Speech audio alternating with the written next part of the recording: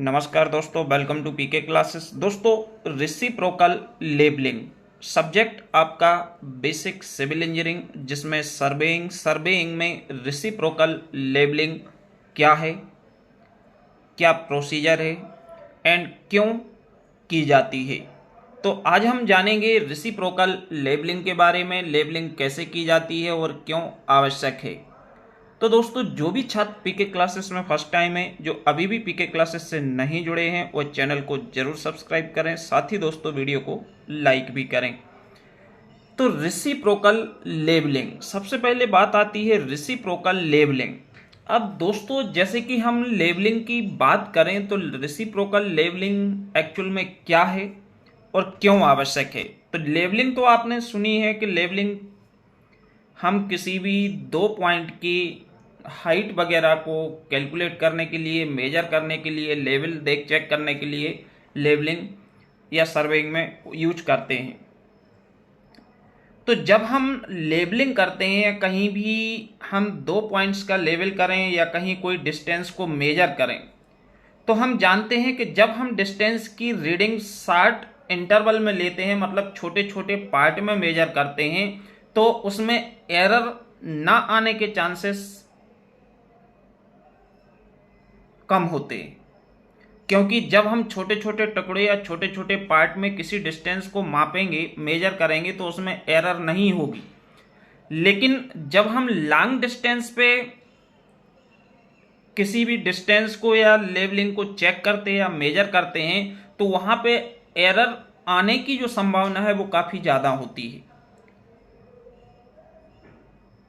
क्योंकि ऐसी कई लेवलिंग होती है जहां पे हम शॉर्ट इंटरवल या छोटे छोटे पार्ट में लेवल नहीं कर सकते, बीच में हमारा स्टॉप या रेंजिंग रॉड का उपयोग करना संभव नहीं हो पाता है।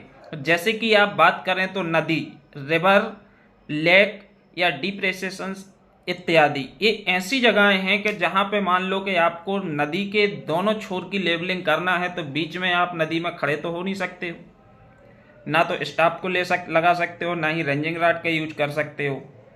तो इन जगहों की लेबलिंग करने के लिए हम जो मेथड उपयोग करते हैं वो मेथड कहलाती है रेसिप्रोकल लेबलिंग। तो इसको बहुत ही आसान तरीके से थ्योरी को मैंने आपके लिए बनाया है। For accurate level of 2 points we try to take reading at short intervals. किसी भी दो बिंदु के एक्यूरेट लेवल के लिए हम कोशिश करते हैं कि रीडिंग्स जो है वो शॉर्ट इंटरवल में हो, मींस कम कम दूरी पे हम रीडिंग्स को फाइंड करें। बट सम टाइम, परंतु कुछ टाइम के लिए हम लें तो ये संभव नहीं हो पाता है, क्योंकि बीच में रिवर आ जाती है, कोई लेक आ गया या डिप्रेसेशंस एटसेट्रा, कोई भी इस तरह की चीजें आती हैं जहां पे ये संभव नहीं होता है। Does we place our instrument at one end? तो इस कंडीशन में हम क्या करते हैं, जो हमारा लेबलिंग इंस्ट्रूमेंट है, थियोडोलाइट है, उसको हम नदी के किसी एक छोर पर रखेंगे एंड अदर एंड पे हम क्या करेंगे, स्टॉप को रखेंगे, और इसके बाद थियोडोलाइट से हम रीडिंग्स को क्या करेंगे, नोट करेंगे। और यह प्रोसेस हम अलग अलग जगह पे पोजीशन चेंज करके 2-3 टाइम्स क्या करते हैं, रिपीट करते हैं, पोजीशन को बदल बदल के। और इसके बाद जो रिक्वायर्ड डेटा है इसको हम कैलकुलेट करते हैं। तो this process of calculating the levels is called reciprocating level. ये पूरी प्रक्रिया हमारी क्या कहलाती है, रेसिप्रोकल लेवलिंग। अब ये कैसे की जाती है, तो इसमें आप देखेंगे कि इसकी जो प्रोसीजर है वो कैसे होती है। तो यहां पे आप ध्यान दें, ये मान लो आपके दो नदी के छोर हैं, दो किनारे हैं, जिसमें आपका जो इंस्ट्रूमेंट है, जैसे कि यहां पे इस जगह पे आपने जो इंस्ट्रूमेंट है, अब यहां पे जो आपके प्रोसीजर है वो किस तरह से मेजर की जाती है या कैसे हम इसको ले सकते हैं। तो मान लो यहां पे आपका एक छोर ए है नदी का और एक छोर ए है, और बीच में आपकी ये बह रही है रिवर। अब यहाँ पे हम बीच में पानी के अंदर तो ये स्टाफ है जो उसको लगा नहीं सकते हैं रीडिंग्स लेने के लिए, तो हमको क्या करना पड़ेगा, एक एंड पे नदी के हमको अपने इंस्ट्रूमेंट को सेट करना पड़ेगा और सेकंड एंड पे हमको जो स्टाफ है उसको रखना पड़ेगा। अब मान लो कि यहाँ पे आपकी जो थियोडोलाइट है वो यहाँ पे हमने लगाई और इसके बाद एक स्टाफ इसके नियरेस्ट अटैच किया और सेकंड इसके सेकंड एंड पर रिवर के अटैच किया। तो जिसमें जहाँ पे हमारा नियरेस्ट वाला स्टाफ है थियोडोलाइट के, इसका ये पॉइंट ए है और सेकंड इस एंड पर दूसरे छोर पर नदी के पॉइंट बी है। अब ये दो पॉइंट हैं।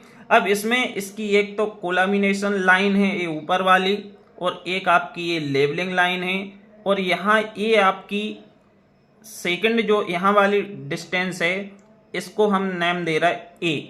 तो इस मेथड में सबसे पहले तो आपको इंस्ट्रूमेंट सेट करना है near one point, like point A पे आपने सेट किया है on one side of the river and reading is taken on the staff held at A near the instrument. Means इसके नियर जो नज़दीक में हमारा जो स्टाफ लगा हुआ है वहाँ की हम रीडिंग्स को क्या करेंगे, लेंगे at near the instrument and on the staff at B on other side. इसके बाद हम स्टाफ बी की रीडिंग्स लेंगे जो दूसरी साइड है। तो इसमें आपको कार्वेचर्स भी मिल सकता है, रिफ्रैक्शंस भी आ सकता है, कोलामिनेशंस भी हो सकते हैं, क्योंकि जब हम देखेंगे इतने दूर से एक छोर से दूसरे छोर पे तो कई बार क्या होती है छोटी चीज़ हमको काफ़ी बड़ी दिखती है या जो हाइट है वो ज़्यादा ऊपर दिखेगी या नीचे दिखेगी, क्योंकि तो इसके कारण क्या होती है कि एरर्स आती है। तो ये मेजरमेंट में जो एरर्स होती है इस एरर को हम इंडिकेट कर रहा है स्मॉल ई से एंड यहाँ के हाइट जो है ए है और इस साइड की जो हाइट है आपकी राइट हैंड की वो है बी।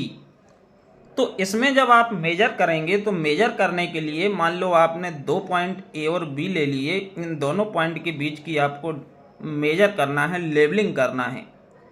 तो let these readings be A and B respectively. इसमें दो रीडिंग्स हैं, लेफ्ट साइड की जो रीडिंग है वो स्मॉल ए है और राइट साइड की जो रीडिंग है वो है स्मॉल बी, जैसे कि आप इस डायग्राम में देख पा रहे हैं। तो जो नियर रीडिंग है ए हमारी इंस्ट्रूमेंट के नज़दीक स्टाफ जो लगा हुआ है इस पे जो रीडिंग है ये रीडिंग हमारी विदाउट एरर है, क्योंकि ये जस्ट इसके नियरेस्ट है तो इसमें एरर्स के चांसेस नहीं है, हमको क्लियर सीधी लेवलिंग दिखेगी। ठीक, जबकि रीडिंग बी जो है वुड हैव इन एरर ई। इस जगह पे जो रीडिंग बी है यहाँ पे एरर आपकी आएगी क्या, ई, क्योंकि एक कोलामिनेशन लाइन ऊपर जा रही है और एक हमारी लाइन कार्वेचर मान लो या रिफ्रैक्शन नीचे जा रही है, जबकि लेवलिंग वाली जो लाइन है वो सीधी स्ट्रेट होना चाहिए। तो इसमें जो सेकंड बी है इसमें क्या है, एरर्स आ रही है। तो ड्यू टू कार्वेचर, रिफ्रैक्शंस या कोलामिनेशंस। अब इसको आपको मेजर करना है, तो इसको आप मेजर कैसे करेंगे, तो इस फर्स्ट केसेस में हम क्या करते हैं, H इक्वल बी माइनस ई, जो नीचे हमने फार्मूला मेंशन किया है मैंने, इससे आप कैलकुलेट कर सकते हो H equal B minus E minus ए।